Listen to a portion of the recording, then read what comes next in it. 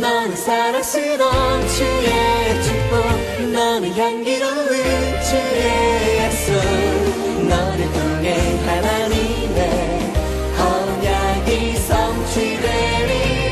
너는 마른 땅의 하늘이시, 너는 주님 목에 삶의 축복, 내가 서 있는 땅 영원히 마르지 않으리.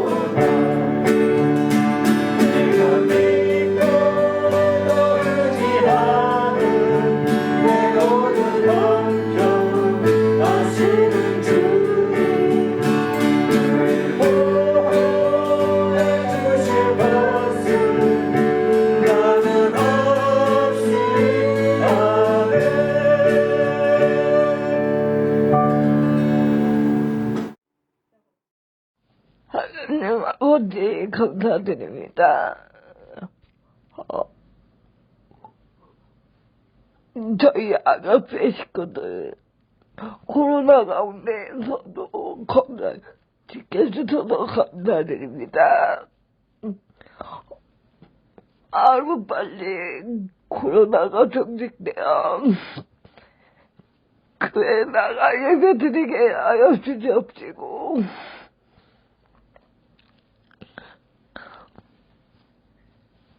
우리 아가페 식구들 각자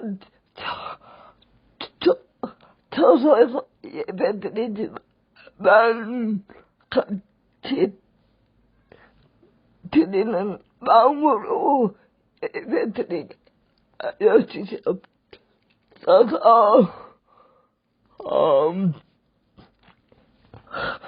말씀을 전하시는 목사님께도 큰 은혜 내려주시옵시고,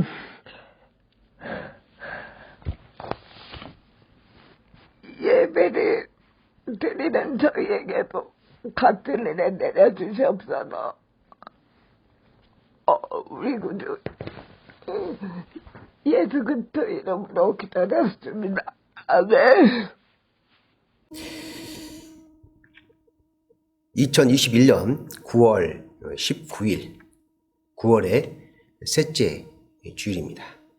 9월에 성구 암송을 외우고 함께 말씀을 나누도록 하겠습니다. 믿음의 선한 싸움을 싸우라. 영생을 취하라. 이를 위하여 내가 부르심을 받았고 많은 증인 앞에서 선한 증언을 하였도다. 디모데전서 6장 12절의 말씀입니다.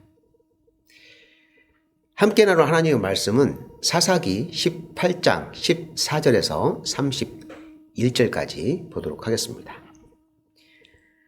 전에 라이스 땅을 정탐하러 갔던 5사람이 그 형제들에게 말하여 이르되 이 집에 에봇과 드라빔과 새긴 신상과 부어 만든 신상이 있는 줄을 너희가 아느냐. 그런즉 이제 너희는 마땅히 행할 것을 생각하라 하고 5사람이 그쪽으로 향하여 그 청년 레위 사람의 집, 곧 미가의 집에 이르러 그에게 문안하고 단 자손 600명은 무기를 지니고 문 입구에 서니라. 그 땅을 정탐하러 갔던 5사람이 그리로 들어가서 새긴 신상과 에봇과 드라빔과 부어 만든 신상을 가져갈 때 그 제사장은 무기를 지닌 600명과 함께 문 입구에 섰더니 그 5사람이 미가의 집에 들어가서 그 새긴 신상과 에봇과 드라빔과 부어 만든 신상을 가지고 나오매 그 제사장이 그들에게 묻되 너희가 무엇을 하느냐 하니 그들이 그에게 이르되 잠잠하라. 네 손을 입에 대라. 우리와 함께 가서 우리의 아버지와 제사장이 되라. 내가 한 사람의 집에 제사장이 되는 것과 이스라엘의 한 지파 한 족속의 제사장이 되는 것 중에서 어느 것이 낫겠느냐 하는지라. 그 제사장이 마음에 기뻐하여 에봇과 드라빔과 새긴 우상을 받아가지고 그 백성 가운데로 들어가니라. 그들이 돌이켜서 어린 아이들과 가축과 값진 물건들을 앞세우고 길을 떠나더니 그들이 미가의 집을 멀리 떠난 때 미가의 이웃집 사람들이 모여서 단 자손을 따라 붙어서 단 자손을 부르는지라. 그들이 얼굴을 돌려 미가에게 이르되 내가 무슨 일로 이같이 모아가지고 왔느냐 하니 미가가 이르되 내가 만든 신들과 제사장을 빼앗아 갔으니 이제 내게 오히려 남은 것이 무엇이냐.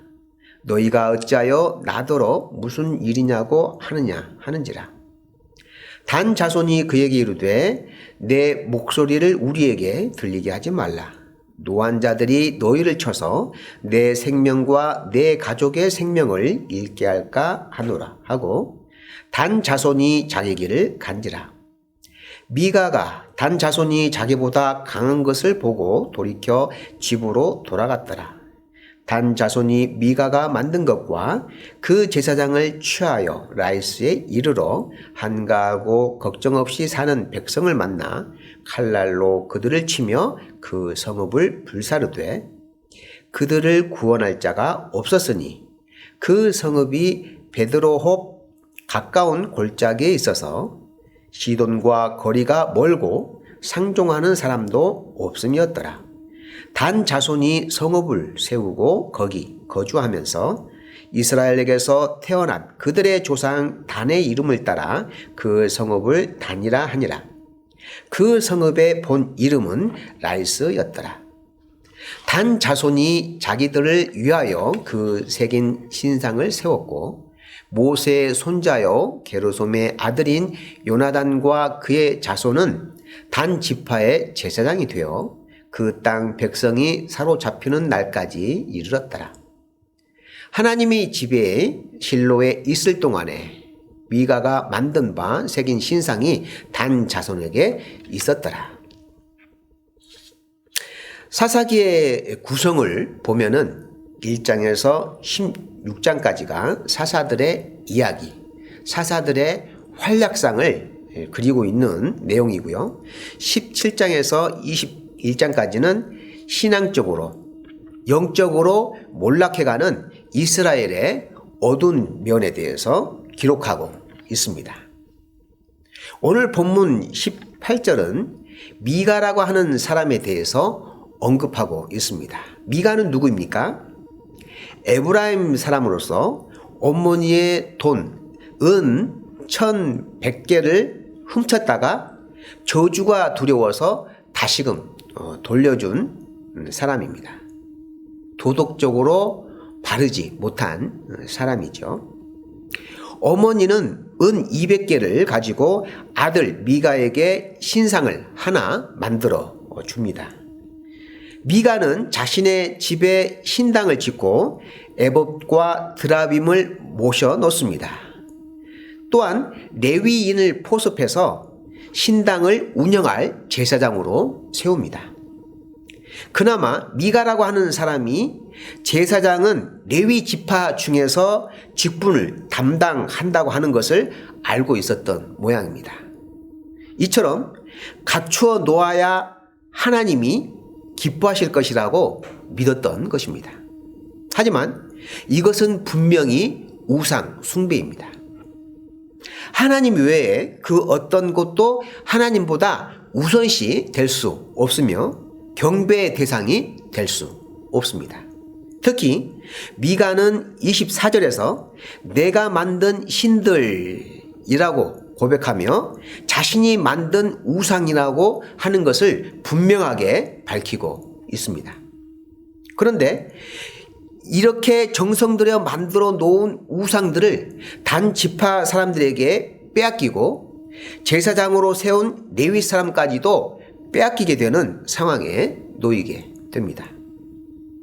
단 지파는 아직 땅을 차지하지 못한 상태였습니다. 그래서 어느 곳에 땅을 정착할 것인지 정탐꾼 5명을 보내어서 가나안 지역의 전체적인 땅 지형을 알아보도록 보냈습니다. 특히 이제 이 정탐꾼들이 북쪽으로 가서 확인을 했는데요.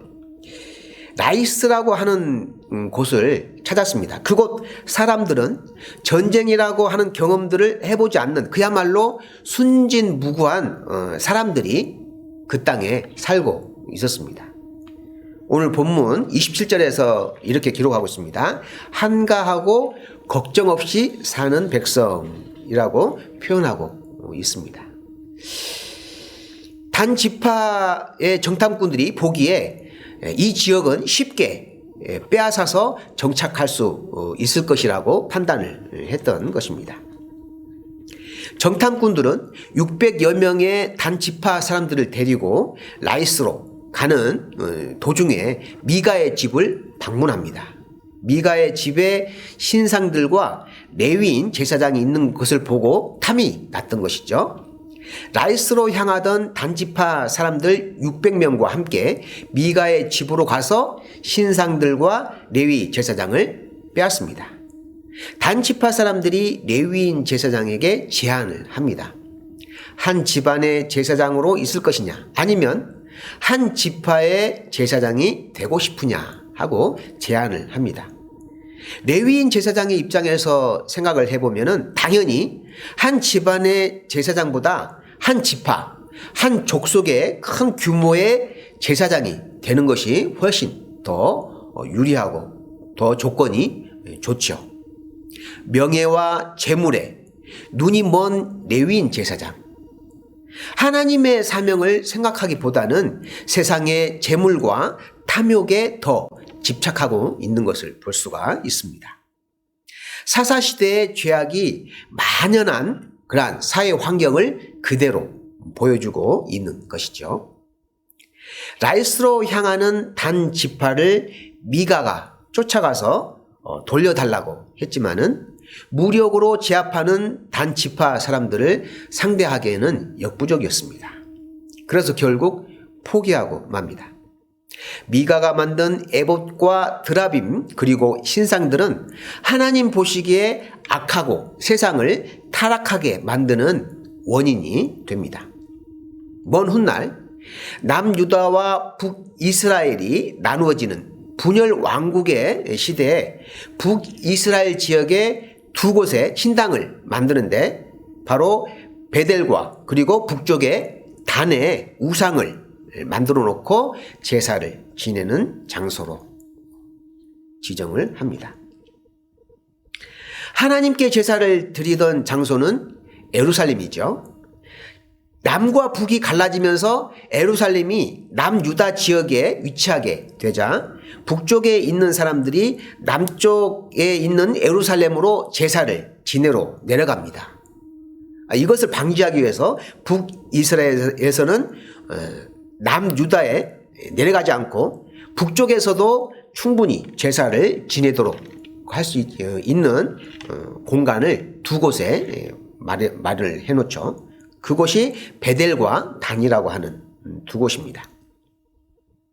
오늘 단 지파 사람들이 라이스 땅을 정복하고 차지해서 그곳에 정착하고 그곳에 제사를 지낼 수 있는 신당을 만든 것이죠. 2018년 일본의 종교 단체 수를 보면은 그 통계 조사를 보면은 1억 8천만 개에 해당된다고 합니다. 일본의 인구수가 1억 2천만 명 정도 되니까 일본의 인구수보다 더 많은 종교가 있는 것이죠. 왜 이렇게 많을까요? 보통 한 사람이 2개 이상의 종교를 가지고 있기 때문입니다. 일본에서는 정월이나 명절 때 그리고 어떤 중요한 시험을 앞두고 있을 때 신사에 가서 참배를 드린다고 합니다. 이렇게 하지 않으면 악한 기운이 1년 내내 자기 자신을 괴롭힌다고 믿고 있기 때문입니다. 참으로 안타까운 일이 아닐 수 없습니다. 지난번에 사회복지시설을 탐방하기 위해서 일본에 일주일 정도 체류한 적이 있었습니다. 일본의 여러 사회복지기관을 다니면서 그 시설들을 둘러보았는데 전체적으로 장애인 복지, 노인 복지를 위한 사회복지 시스템이 우리나라보다는 한 발 앞서고 있는 것을 발견할 수 있었습니다. 그 과정에서 일본에는 교회가 얼마나 많이 있나 하고 십자가를 한번 찾아보았습니다. 여러 지역 큰 도시를 다니면서 이렇게 찾아봤는데 안타깝게도 십자가를 찾을 수가 없었습니다. 일부러 십자가를 달지 않았나 의아할 정도로 십자가를 구경할 수가 없었습니다. 미신과 우상이 사회에 깊숙이 자리 잡고 있는 나라, 일본의 현재를 보는 것 같아서 마음이 착잡했습니다. 이러한 열악한 지역에서 선교를 하시는 우리 선교사님들의 수고와 헌신은 이루다 말로 할 수 없을 것입니다. 코로나 시대에 접어들면서 많은 사람들이 점집을 찾는다고 합니다. 점집이 문전성시를 이루고 있습니다. 왜 그럴까요? 사람들의 불안 심리 때문입니다. 앞으로 세상이 어떻게 변할까? 나는 앞으로 어떻게 살아가야 하나? 이러한 불안한 마음에 지푸라기라도 잡는 심정으로 그 해결책을 찾기 위해서 찾는다고 합니다. 하나님이 아닌 세상 속에서 방법을 찾아보려고 나름대로 애를 써보지만 뚜렷한 해결책을 찾지 못합니다. 우리는 누구를 찾아야 할까요? 여호수아 1장에는 이스라엘 백성을 애굽에서 이끌어내어 약속의 땅 가나안으로 가다가 요단강을 건너기 전에 모세가 죽게 되자 그 후계자 여호수아가 세움을 받는데 하나님은 여호수아에게 이렇게 말씀을 하십니다. 여호수아 1장 9절에 강하고 담대하라. 두려워하지 말며 놀라지 말라. 내가 어디로 가든지 내 하나님 여호와가 너와 함께 하느니라 하시니라.